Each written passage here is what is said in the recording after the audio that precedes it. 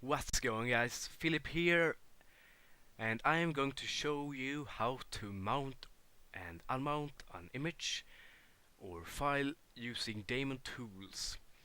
So if you have a file that ends with .iso, you'll want to use this program. I think there is a program called Power ISO that you can use as well, but I'm more familiar with Demount Tools, so that's what I will use. So to start off, just start the program. Personally, I find it easier to just close this one down and instead go to the bottom right corner here and find the Demount Tools icon, press right click, virtual unit, and here you see DT note no media, mount image, and simply locate your file that you want to mount, double click, and here you see mounting image, and there it is done.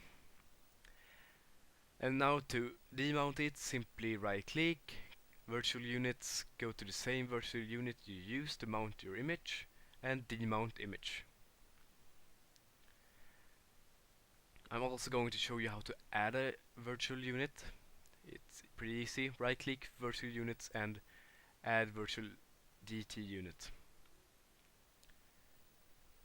This process may take a while or not. And now you can simply go to virtual units and find that there are two virtual units here. This may be required when you have two or more ISO files you need to mount at the same time. For example, some games have CD1 and CD2, which you want to use at the same time. So anyways, thanks for watching. Hope this helped you out. If you have any further questions, please don't hesitate to message me or comment on the video. Until next time, hasta luego.